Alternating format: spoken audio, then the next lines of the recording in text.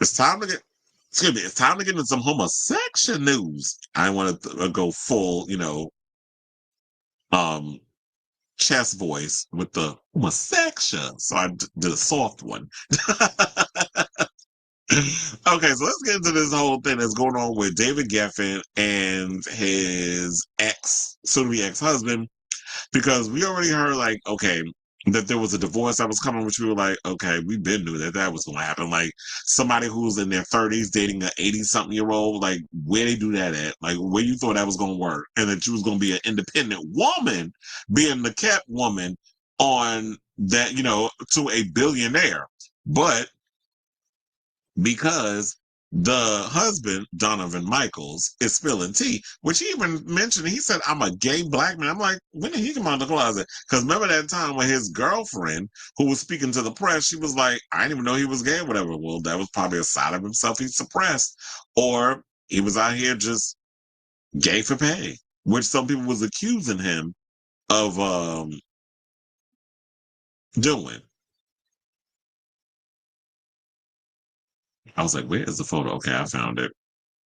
All right, let's pull that up. So now, so this is according to Rolling Stone, because they have the tea. So they said Donovan Michaels is suing the billionaire music and movie mogul David Geffen with claims that Geffen promised to provide him lifelong financial support, but then cut him off and evicted him shortly after filing for divorce in May. In his new 33-page complaint filed Tuesday and obtained by Rolling Stone, Michaels, whose legal name is David Armstrong, says he and Geffen met on a website called SeekingArrangements.com in 2016 when Geffen was 73. Armstrong said the businessman who famously worked with the Eagles, Joni Mitchell, and Bob Dylan before co-founding DreamWorks Pictures with Steven Spielberg and Jeffrey Katzenberg paid him for sex at first, but eventually professed his love and convinced him that they were in a genuine and enduring relationship. Armstrong said he believed that he had finally found someone who cared about his traumatic upbringing in the foster care system and maybe even cared. Why am I not buying that? Because I feel like y'all was using each other, quiet as it's kept. I feel like that David manipulated you and basically was saying, we're in a genuine, enduring relationship. I want to take you away from whatever darkness and stuff that you're going through and take you out of poverty or whatever. I don't know. For some reason, I feel like that poverty works popped in my head. So I just want, take this old inner city youth off the street, even though he don't look like an inner city youth. He look like one of those, those type of Negroes that always try to find a way to assimilate themselves to the white man for some type of status, like Laverne Cox with that cop. But we're about to get into that in a second. First, let's get into this one. So now, according to the lawsuit, Geffen, who's 82, sat down with Armstrong, who's 32, in the early months of the pandemic and orally and unambiguously agreed to generously support Armstrong for the rest of his life, even in the event of a breakup. So as long as Armstrong gave up his independence and modeling career and agreed to become Geffen's full-time travel companion, homemaker, health advisor, caretaker, and life partner. So your mistake was that you didn't get all this in writing, because you said that he orally and unambiguously agreed. And it's like, no, you need that in paperwork, because who's going to believe this? But if you feel like you got a way of getting around that in the courtroom, by all means, sir. Now, they also said that Armstrong claims that after his difficult youth, he believed Geffen was offering him a new beginning. He says they traveled the globe together, acquired property, got married on March 7, 2023, and co-hosted elaborate gatherings for Geffen and his social, political, and philanthropic friends. He says Geffen gifted him valuable art and a watch worth several $1,000,000. Well, if you're going to need money, you might as well pawn that sucker. That's what I say. All right, so now, Armstrong said after the marriage, Geffen became more controlling, allegedly telling him where to go, what to wear, what to read, what to watch, and what to say. He claims Geffen regularly bragged to his rich and successful friends that he rescued Armstrong from poverty. Chill. He said Geffen's alleged attempts to score social virtue points were demeaning and humiliating, straining their relationship. Armstrong claims he tried to keep up with Geffen's fast lifestyle, which allegedly included hug use. But the DRUG, y'all know. But his traumatic past was an emotional ticking time bomb, and the hugs only increased his inner turmoil and stress symptoms. I got a whole lot to say about this. Like, the whole thing about you giving up your whole independence, you saw dollar signs, you knew what you was getting into because you was like, I'm gonna be a kept woman, and it is what it is. But y'all always know that nothing comes without a price.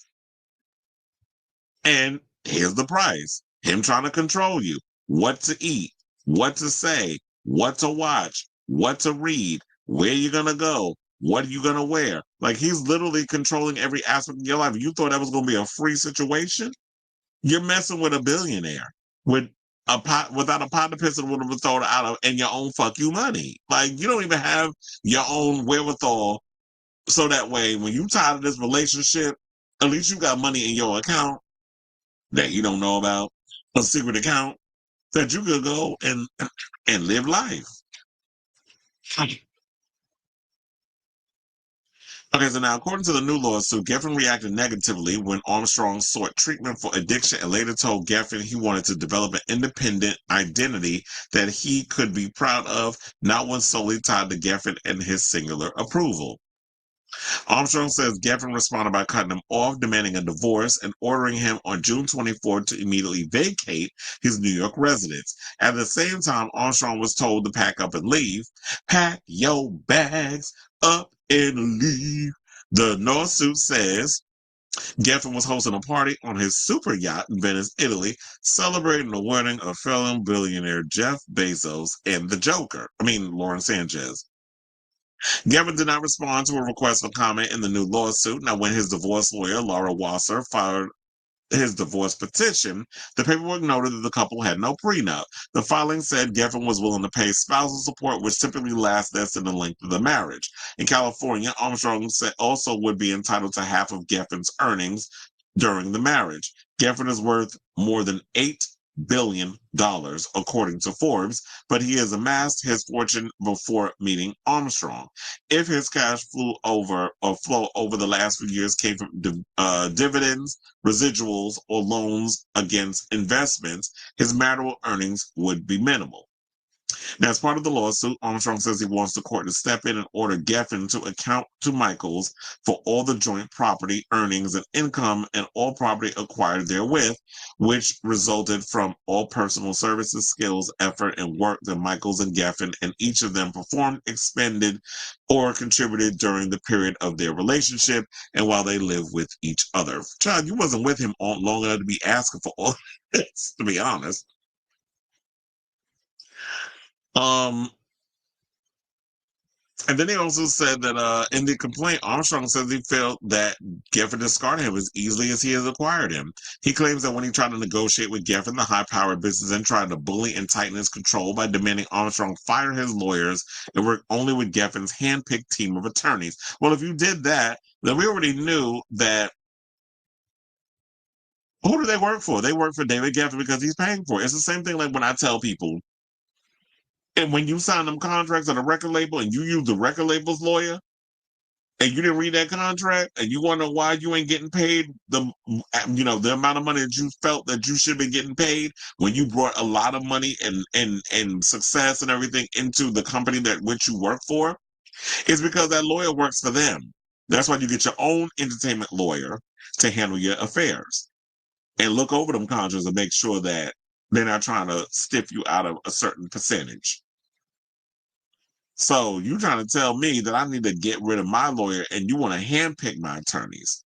They're not going to have my best interest at heart. Like a used subject, Michael was thrown away emotionally and financially devastated, left worrying about whether he would be homeless in a moment's notice and impoverished from the lifestyle he had grown accustomed to, the direct breach of the parties' express and implied agreements. This case is not about a mere personal falling out. It's about the systemic exploitation of a vulnerable, marginalized young gay black man by a wealthy, powerful white gay billionaire who believed himself untouchable. Geffen used a toxic mix of seduction, control, promises of love, and lavish displays of wealth to entrap Michaels in a cycle of dependency, submission, and humiliation. Behind this glittering facade for the relationship was a calculated pattern of abuse and commodification.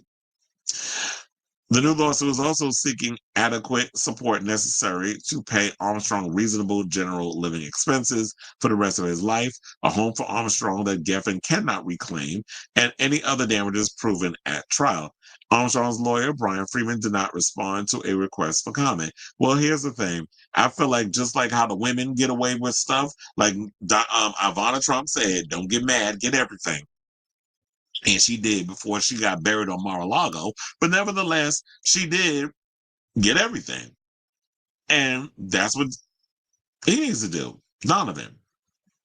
The same way these women sit and get whatever they need to get out of these men who sit up here and manipulate and use them, and these women know exactly what they do when they get in these relationships with these average looking men or these damn dinosaurs with one foot in the damn grave. And I'm still shocked that somebody in their 80s is allegedly out here doing all kinds of crazy drugs that Donovan claims that David was doing. But yeah, homosexual, you know, they party hard. Even the ones that be talking about, it's like, okay, man, you were at a certain age, you need to calm down. And that's just like, I'm just glad this just didn't turn into an Ed Buck type situation because that would be crazy. But yeah, so I will definitely keep you guys abreast of this story as it develops because I'm sure more is going to come out from it. But I just thought, like, child, the scandalosity, the salaciousness of this thing alone had me clutching my pearls. So I say all this to say, what do you guys think of this story regarding this David Geffen situation? It's messy, but it's juicy. So let me know what you guys think of this story in the comments down below.